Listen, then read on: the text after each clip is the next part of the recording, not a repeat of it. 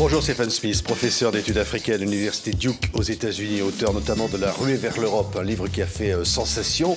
On va parler de cette visite d'Emmanuel Macron en Afrique. Vous avez publié un article intitulé « La France en Afrique, pourquoi tant de haine ?» dans le Figaro. Pourquoi finalement la France aujourd'hui est rejetée en Afrique ? C'est une excellente question et j'ai un peu l'impression qu'on cherche trop facilement des réponses, c'est-à-dire on estime que peut-être la France est arrogante et toujours en position de domination. Moi, j'étais un peu surpris. Il y a cette montée de sentiments anti-français depuis assez longtemps et c'est un nouveau sentiment. C'était pas un sentiment qui est issu de la colonisation ou de la France-Afrique. C'est assez récent et je me suis posé la question pourquoi tant de ressentiments à un moment où la France est finalement plus en position de domination. Même Bolloré s'est retiré. Donc il reste des enseignes, il reste Auchan, il reste Orange. Oui.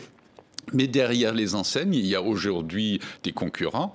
Il y a les Américains, il y a les Allemands, les Japonais, il y a les Chinois, bien sûr, maintenant aussi les Russes. Et donc, finalement, la France se fait accrocher au moment où elle est faible. C'est assez intéressant puisque c'est un peu l'image miroir d'une situation où elle était forte et tout le monde lui donnait du patron. Le moindre volontaire du progrès, il se faisait traiter de patron dans les rues des capitales africaines. Et aujourd'hui, on dit France dégage partout. Donc je pense que c'est finalement parce qu'elle est faible qu'elle est accrochée et parce que les Africains sont aperçus du fait que la France a peut-être épuisé la bienvenue jusqu'à la dernière goutte. C'est un peu comme si l'invité demandait encore une tisane alors que vous voudriez qu'il parte. Oui. Oui, mais alors on voyait tout à l'heure une photo avec Tshisekedi en RDC. L'échange un peu musclé entre Emmanuel Macron et le président, c'était finalement quelque chose de symbolique. Finalement, que Emmanuel Macron d'ailleurs dit au président, vous avez échoué. Et il a raison. Et je pense qu'un échange un peu robuste, un peu conflictuel, c'est pas si mauvais. Dans le temps, on avait toujours l'accueil authentiquement africain. Il y avait pas un bout à glisser entre les présidents français et les présidents africains. Comme ils défendent des électorats et des citoyens différents, c'est un peu normal qu'ils aient aussi des conflits. Et donc, ça se voit, finalement, c'est pas plus mal que ça. Je ne trouve aucun mal. Et finalement, le reproche que l'Est de la République démocratique du Congo ne soit pas défendu, c'est un constat de fait. Et l'image d'Emmanuel Macron avec une bière à la main, avec un chanteur à la mode, Fally Ipupa, dans une boîte de nuit, c'est destiné à quoi ? Oh, c'est de la communication. J'aurais préféré qu'ils disent, avant de partir s'amuser, que le Rwanda envahit et exploite l'Est du Congo. Mais après, c'est sur un continent où la moitié de la population a moins de 20 ans que le président français essaye de communiquer, qu'il est en phase avec cette Afrique, qu'il est à l'aise. Bon, il fait son métier. Il veut finalement reconquérir les cœurs, et notamment de la jeunesse, sur les réseaux sociaux. Je crois que c'est un tout petit peu peine perdue. Vous voyez, il y a des situations aujourd'hui pour la Chine où tout vous réussit parce que vous êtes en position gagnante en quelque sorte. Et la France était en position gagnante il y a 30 ans, il y a 40 ans. Aujourd'hui, ce n'est plus le cas. Je pense qu'elle est à contre-temps avec l'Afrique et si hier, elle s'est un peu poussée du col, elle ferait peut-être mieux aujourd'hui de se faire un peu plus petit. Ce que le président Macron a d'ailleurs dit à l'armée française qui doit désormais raser les murs pour ne pas se faire voir. Mais je pense que de manière générale, il y a une situation historique qui est convenable pour vous, qui est avantageuse pour vous. Il y a des situations qui le sont moins. La France est restée avec l'Afrique depuis les indépendances. Elle est donc comptable du bilan des indépendances. Ce bilan n'est globalement pas très positif. Les Africains le lui reprochent. À tort ou à raison, il y a peut-être une assez grande part de bouc émissaire, mais c'est la situation aujourd'hui et je pense qu'il faut s'adapter à cette situation. La France, en tant que France entité politique, elle est détestée. Je n'ai pas constaté une hostilité envers les Français qui se trouvent en Afrique. Donc, on peut peut-être continuer à être en Afrique en tant que Français, mais la France officielle est plutôt mal vue parce qu'elle a coopéré par une forme de substitution.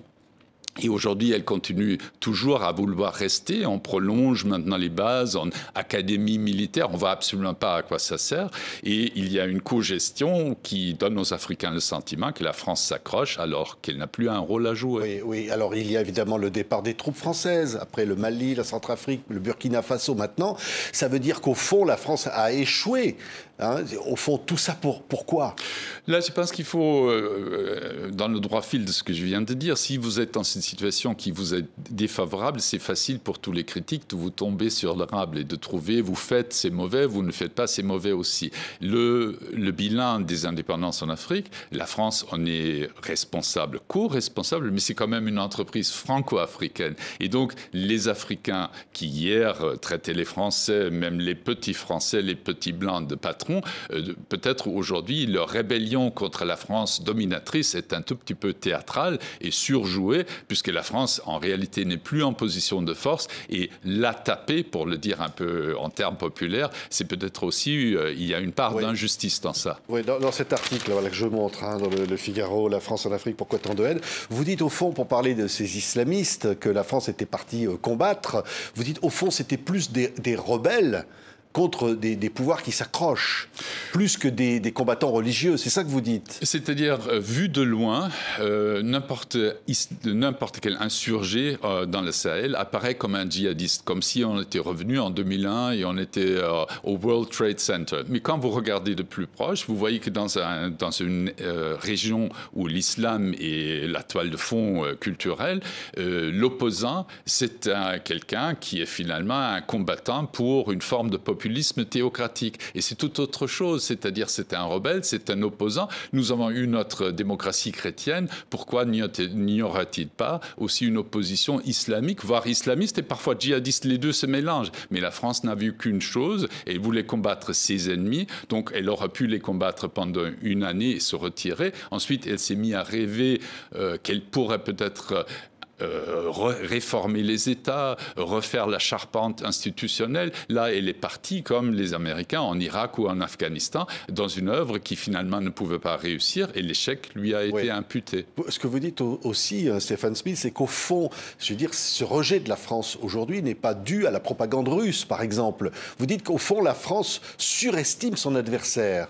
Ce n'est pas exclusif. Vous pouvez avoir une propagande qui vous est défavorable. Vous pouvez avoir sur WhatsApp des groupes qui se passent les pires fantasmes. Mais c'est finalement pas la raison de fond. La raison de fond, c'est qu'il y a eu ce qu'on appelle, à tort ou à raison, la France-Afrique, cette aventure post-coloniale franco-africaine. Et je dis franco-africaine, c'est-à-dire il y avait deux partenaires dans ça.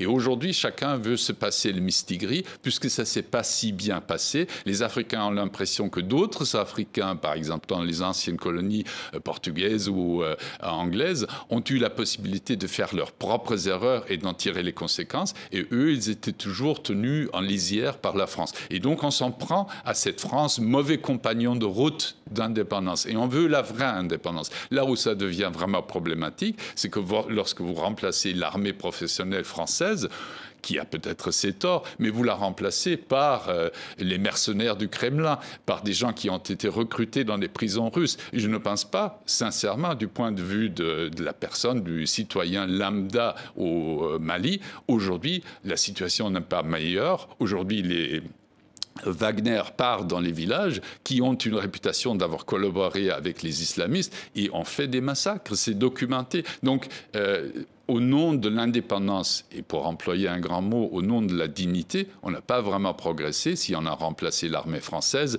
par Wagner. Mais est-ce qu'il faut sous-traiter sa souveraineté nationale et la défense de son territoire à d'autres, c'est la question de fond et je pense que la réponse devrait être non. Oui, mais ça veut dire, et vous le dites aussi, que le groupe Wagner ne peut pas devenir demain le gendarme de l'Afrique. Non, et d'ailleurs, il n'en a pas les moyens. Vous voyez très bien que Wagner se bat en Ukraine, ils sont 50 000, ils ont fort à faire ailleurs, ils ne vont pas remplacer dans différents pays africains le rôle d'une armée réellement constituée. C'est un groupe de mercenaires. C'est du Bob Denard revu à la sauce du Kremlin et multiplié par 10. Ce n'est pas plus que ça. Et c'est triste qu'en 2023, un pays africain sous-traite la défense de son territoire ou la lutte contre des rébellions à un groupe comme Wagner. Oui, mais vous dites, au fond, aujourd'hui, les Africains, ce n'est pas qu'ils rejettent la France, c'est qu'ils ne la reconnaissent plus. C'est un peu ça que vous dites. Ils la reconnaissent plus ou ils la connaissent trop. Et ils l'ont trop vu. Ils ont l'impression que la France s'est incrustée au-delà de ce qui leur fait du bien. Ils veulent la rejeter. C'est aussi une facilité, malheureusement, du côté africain, parce qu'on se prend au maillon le plus faible et on donne un peu à la France le coup du pied de l'âne dans une situation qui est déjà globalement défavorable à la France et où la France, économiquement, ne compte plus du tout comme elle comptait dans le temps. Oui, et puis en France, vous dites au fond, il y a la droite et la gauche. Donc la gauche dit plutôt un discours victimaire, post-colonial, et puis la droite qui met en cause plutôt la façon dont on dirige ou les dirigeants africains conduisent leur pays. Oui, là on peut entrer dans le grain des choses. Il y a évidemment jamais la France, il y a différentes Frances et différentes tonalités. En Afrique aussi, il y a différentes tonalités. Je ne suis pas sûr que les manifestants dans les rues de Bamako représentent réellement ce que la population malienne à tout moment pense. Il y a différentes opinions et donc il y a toujours ceux qu'on voit qui occupent le devant de la scène, qui donnent un peu la tonalité. Donc la tonalité aujourd'hui est anti-française. Est-ce que c'est réellement ce qu'on pense dans tous les quartiers et dans tous les villages au Sénégal, au Mali, au Burkina Faso? C'est une autre question. Mais globalement, on voit bien que la situation est défavorable à la France et qu'elle n'en tire pas les conséquences parce qu'elle s'accroche et elle a l'impression qu'elle a quelque chose à donner, que l'Afrique ne lui demande plus. Normalement, si vous n'êtes plus demandé, le plus simple, c'est quand même de s'en aller. Oui, au fond, vous dites la France vraiment est en train de perdre l'Afrique. Elle perd l'Afrique doublement parce qu'elle l'a déjà perdue en réalité et on la traite mal parce qu'elle l'a déjà perdue. Et maintenant, comme elle s'accroche à ce village Potemkin, qui est le village franco-africain, elle n'arrive même pas à rester là comme ce serait tout à fait normal que des entrepreneurs français restent là, que des Français restent là à titre personnel, comme entrepreneurs ou dans d'autres fonctions. Et derrière, il n'y a plus l'ombre de cette France officielle qui fait de ça plus qu'une présence humaine, qui fait de ça une politique. Et cette politique ne peut plus être une politique de substitution et de présence. Oui, mais il y a aussi un ressenti à l'égard de la France, les vexations, politique consulaire, politique en matière d'immigration. Oui. Tout ça entre en jeu aussi dans le rejet de la France. Certes. Et les consulats, ce qui se passe, les humiliations. Mais pour chaque humiliation, pour chaque ressentiment, vous avez aussi un sentiment. Beaucoup d'Africains ont des parents qui vivent en France. Il y a beaucoup de positifs aussi dans cette relation. Seulement, ce n'est plus le devant de la scène, ce n'est pas ça qu'on voit. Très souvent, quand je voyage en Afrique, je m'exprime en français, on me prend pour un Français, on me traite pas mal. Et donc, il ne faut pas non plus être manichéen. Ce n'est pas comme si, soudain, du jour au lendemain, les Africains en Afrique francophone se réveillent et se trouvent tous hostiles à la France. Ce n'est pas le cas. C'est la France, je la mettrais presque entre guillemets, la France officielle qui est conspuée. C'est pas les Français qui sont détestés. Oui, mais est-ce que ça sert à quelque chose qu'Emmanuel Macron, encore une fois, aille en Afrique pour dire la France-Afrique, c'est fini? Non. Ça fait 10 fois qu'on l'entend. Si c'est fini, on n'a plus besoin de le dire. Si ce n'est pas fini, il ment. Donc, c'est très maladroit, mais je n'ai pas l'impression, je ne suis pas sûr comment ça se passe, le président Macron en France, mais le président Macron en Afrique, je ne suis pas absolument sûr qu'il sente vraiment le continent, puisqu'il met toujours en avant soit des gens de la diaspora ou des Africains qui doivent maintenant porter la parole de la France. La France n'est plus là à visage découvert. Et ça, si je me mets à la place des Africains, ça augmente encore la suspicion, ça met mal à l'aise. Même les centres culturels français aujourd'hui ne sont plus des centres où se produisent des spectacles français. On le prête aux Africains comme si on s'excusait d'être encore là. Donc si vous ne savez même pas où vous habitez, c'est difficile de cohabiter avec les Africains. Oui, vous faites dire à des Africains, au fond, à quoi ça servit de parler français, puisque aujourd'hui on doit parler anglais. Mais vous allez à un sommet au Gabon dont l'intitulé est en anglais, donc One Planet Summit. Donc très bien, si vous pensez que vous pouvez faire mieux que les Anglais ou les Américains, il suffit de le dire. Je pense que plus largement, la difficulté pour la France de se faire une idée d'elle-même et de son rôle et de ses intérêts en Afrique sont la principale cause de ce sentiment de malaise à son égard en Afrique. Si la France savait ce qu'elle veut en Afrique et le disait clairement, je pense qu'elle serait beaucoup mieux accueillis en Afrique comme d'autres, comme les Chinois ou les Américains qui viennent et disent voilà, je suis là pour telle ou telle raison, qu'est-ce qu'on peut maintenant faire compte tenu de vos propres intérêts. La France vient toujours comme si elle voulait se substituer aux Africains et connaître mieux leurs intérêts qu'eux-mêmes. C'est une attitude coloniale, comme me pardonne de le dire, savoir mieux comment vivre, comment doit vivre l'autre en face, c'est une attitude coloniale. Oui, est-ce que Emmanuel Macron a eu raison de rencontrer par exemple Denis Mukwege, prix Nobel de la paix, possible futur président de RDC en cachette?